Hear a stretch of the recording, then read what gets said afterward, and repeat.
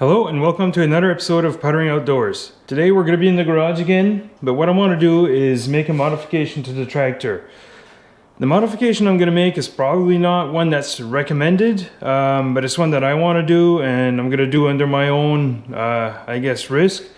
And what I want to do is have a way to momentarily or disable the seat safety switch. This is not something I'd recommend anybody doing. I just want to do it for myself, and I'm gonna just do it for entertainment purposes for you guys. And the reason why I want to do it is because when I do have the pallet forks on the tractor, sometimes with the line of sight that I have, it's hard to know or to line up properly to pick up pallets or pick up whatever I want to pick up. And it would be a lot easier if I could stand up and creep forward. But when you do that, if you stand up and try to creep forward, it's going to shut off the tractor because you're not sitting on the seat. As soon as the throttle pedal is pressed while you're not sitting on the seat, it activates the kill switch on the tractor. So I do want to have, I want to install a switch where I can disable the safety. That safety switch will be off all the time, most of the time. So if ever something happens that I get knocked off my seat or that I do stand up unknowingly, it will shut off the tractor still. But I do want to have that switch to disable the safety switch if I do want to disable it. I'll have it, set that the safety switch is going to be on all the time, except those key few moments. So let's go ahead and I'll show you some of the discoveries that I've made, and I'll take you through the process of actually installing a toggle switch to disable the seat safety. So here's the wire for the seat safety. I investigated to see if it was a normally opened or normally closed switch. So what I did is I unplugged this, and I'll show you what I did to discover this here. Okay, so this here is the wire of the seat safety switch, and I got my voltmeter or ohm meter or just meter set up that it beeps when there's a continuous circuit. So now if I touch these two leads, you'll see that it beeps, but if I stand up, it starts beeping. So that means that whenever you're not on the seat, the switch should be off. And as soon as you sit back on the seat, the switch turns on. So that tells me that the switch is normally opened, and when you sit down, that's when it closes it and completes the circuit.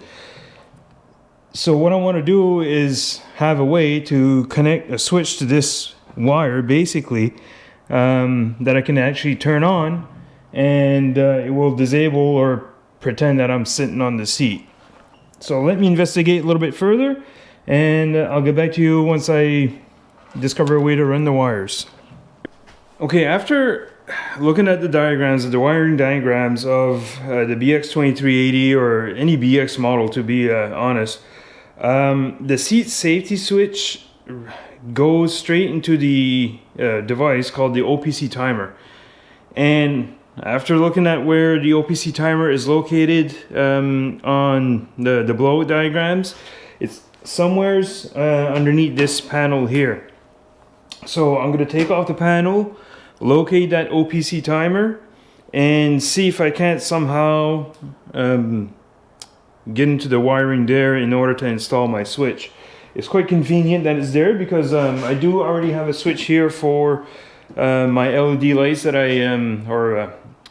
the bar lights that I put up on the ROPS.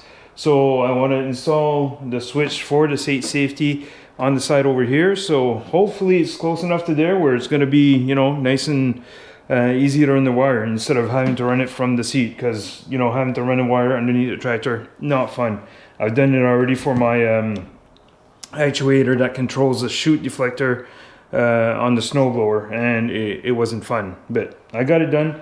So let me locate that OPC timer, and I'll bring you back in when I discover more. Okay, so I got the grill of the tractor taken off. As you can see, the steering wheel's here, and the OPC timer. As you can see, the switch that I have installed already is here. and I want to install the new switch either on this side or that side, probably be back here somewheres. But the OPC timer is right here. It's this little device sitting right here, and here's the connector for it. So I'm hoping that I can easily tap into these wires, and on the wiring diagram it showed that the wire colors were yellow and orange and white, and I think it's these two wires here, and they come out the same color on this side. Let me take this connector apart and I'll put my voltmeter on there again to see if it switches on and off when I sit and stand off the seat, and if it does, well, we hit pretty much goal, because the switch is going to be installed right there. Should be fairly easy. So let me hook up the voltmeter to that and we'll give it another test.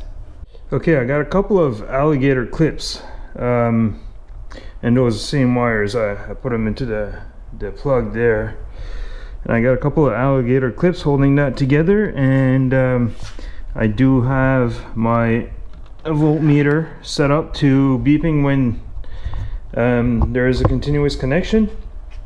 Now I'm just going to sit on the tractor seat and we'll see if it beeps. And there you go.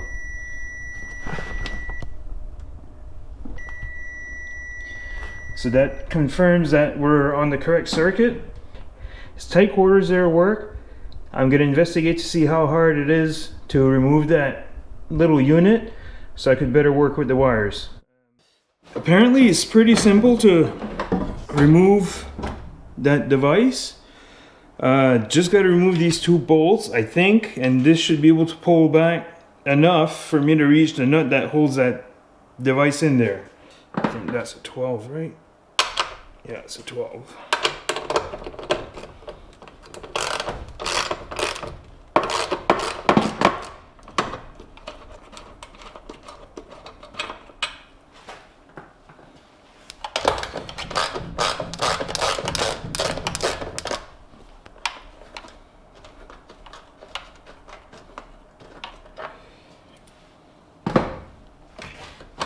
Oh, wow, that was easy. Oh yeah, and I can see the bolt holding the device right there. So this is a device right here,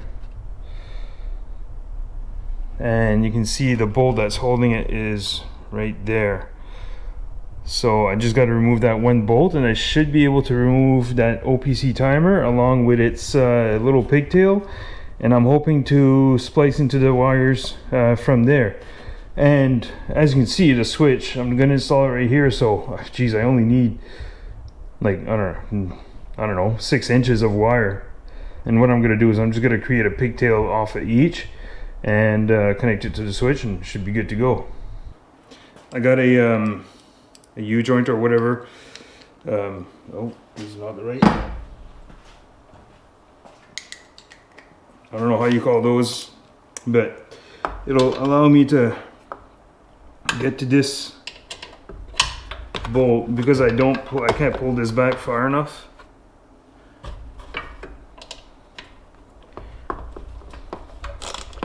Because that wasn't tight.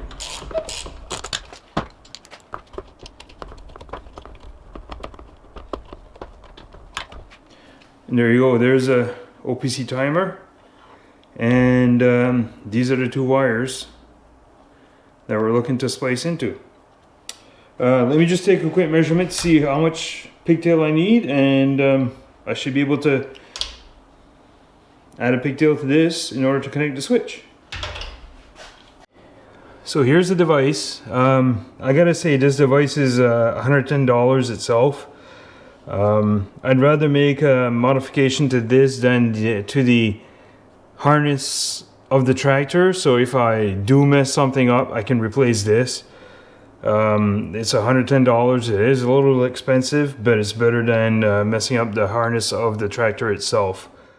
I think this little blue wrapper here is just to hold the wires together. I'm going to cut that off. And again, these are the two wires that I want. I investigated to see if there's a way I could go in through here, but it's sealed to be waterproof, so I don't really want to take this apart. I've seen some connections where I can actually pull out the connections and, you know, solder a new wire to it or whatever, but I can't do that here. So what I'm going to do is I'm going to cut these, and then, like I said, I'm going to wire a pigtail going to the switch and then back to here. And I'm going to try to stick with the wire colors. I do have some yellow wire, I have some orange wire, but I don't have orange and white, but at least it'll stay with within the same color, right? And I will solder these together, and I'll put some shrink wrap as well on it just to protect it.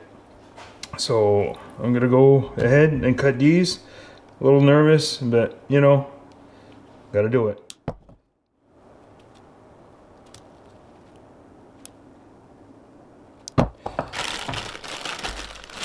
Gonna see if I have the same gauge wire.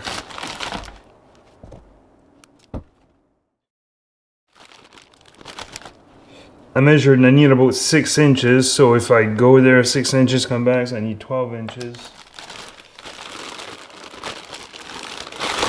And these are all wires from old power supplies from computers. I save a lot of stuff. It pays to save stuff like this.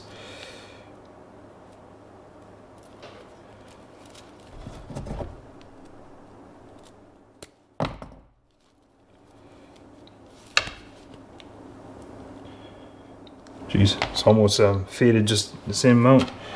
So which red tee looks closer to this one? Yeah, this one, okay.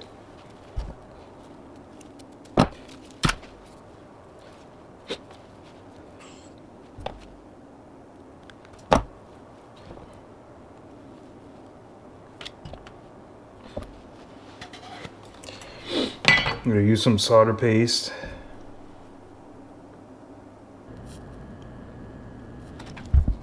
Geez, that took a while. Let me finish doing the other solder, and I'll get back to you. I'm going to put on some shrink tubing on there just to protect it that much more.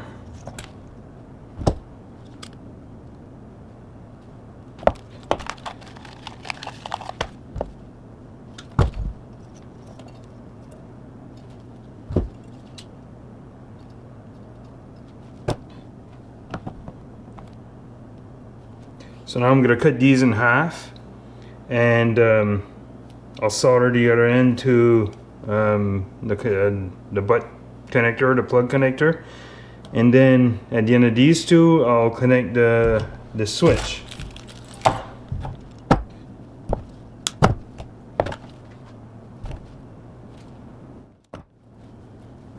I think I remember it heating up a lot faster than this. There's settings on it, A through C, but I don't know which one's hotter, colder. I lost the instructions for this, looked online, can't find anything, so I don't know. It's not even heating up.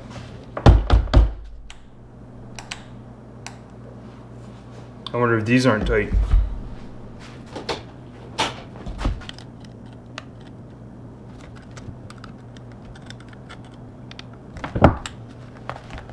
Oh, there we go.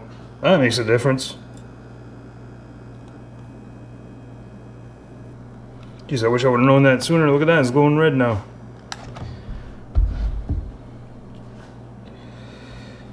Alright, let me put some shrink tube on these.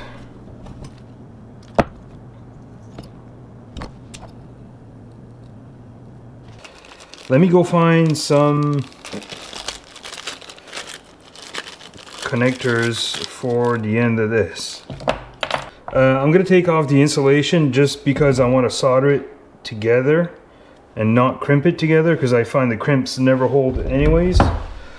So let me pull the insulation off. There we go. And yeah, what I'm going to do is I'm going to take the two ends here, twist them together, and put them on this spade connector. I think it's called a spade connector, and then I'll be able to slide it on here, and I'll do the same for the red. That'll give me the connections for the switch. And I have to remember to put this on first before I solder it on, because can't put it on after.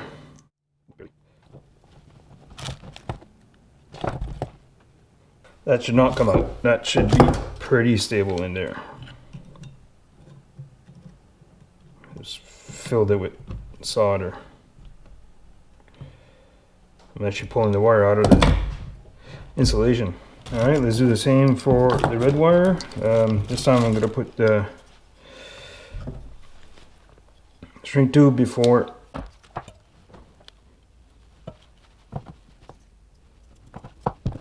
So here's what it looks like all wired up with the pigtail. This is the OPC timer, and this is the connection, and this will connect to the switch, this switch here. I'll connect those. I'm gonna go drill a hole.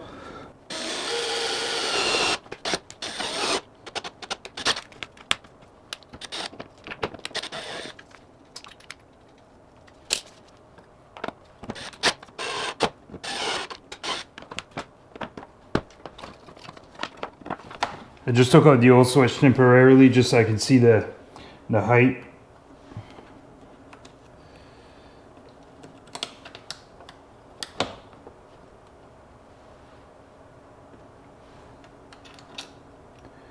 And again, this is the switch for the light bars.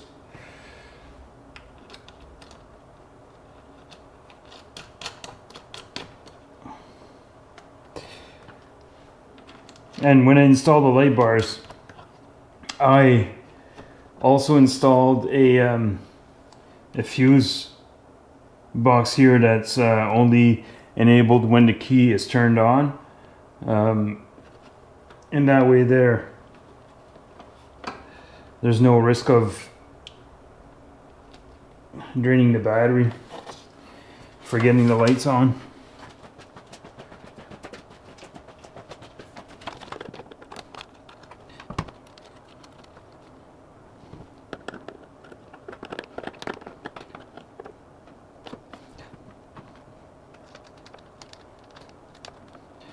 I guess this is the other one. Of course, I had to choose the wrong one. I put two on here just as a lock nut for these. There,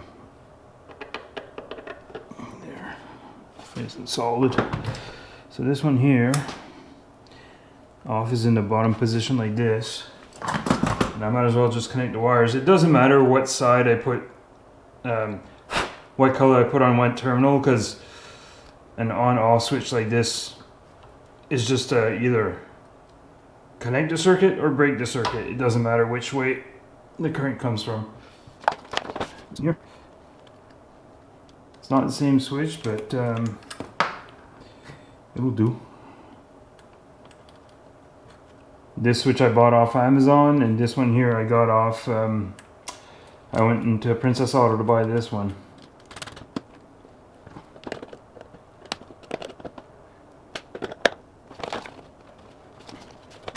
There you go.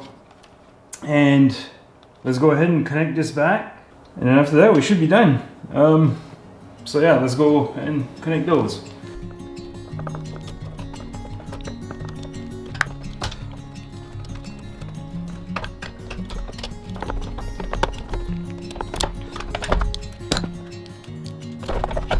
Just want to give it a quick turn of the ratchet to make sure it's nice and tight. There you go.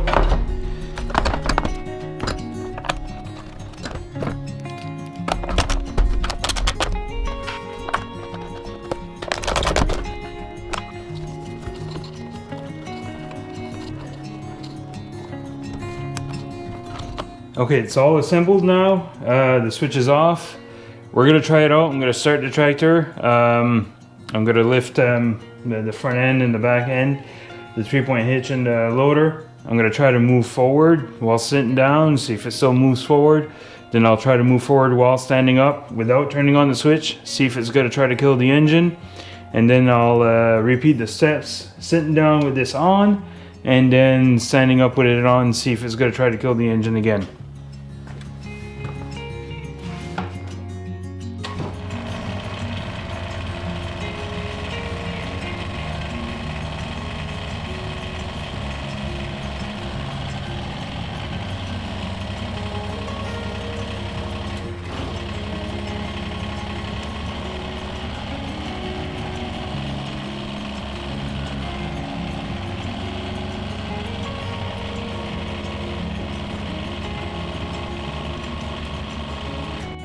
Okay, there you go. As you saw, when I stood up without the switch on, the tractor shut off immediately after I pressed on the forward pedal, on the treadle pedal. But then when I tried again with this switch on, it didn't quit, it went forward. So this way here, I'll be able to stand up, and when I have the pallet forks on, to make sure that I go forward properly with the pallet forks, and that I'm not gonna hit something. Again, you know, I'm gonna say this with the utmost, I don't know, just be careful if you do this modification. Please only turn this on when you absolutely need to. Leave it off at all times, just so that the safeties that are meant to be there are on. It is a great safety feature. I respect this safety feature. I like it on. But like I said, sometimes it's just a little bit of a nuisance that, you know, when you operate the pallet forks, you cannot see very well. You don't have a great line of sight. So I did this modification, and again, a big disclaimer, you know, be very careful if you do this modification. I won't want anybody to get hurt, and this safety is here to save lives, to save, you know, people from getting seriously injured. I can't stress enough. But anyways, if you like this video, please give it a thumbs up, give it a like, you know, and please subscribe, and I hope I see you in future videos. Thanks, and have a good night.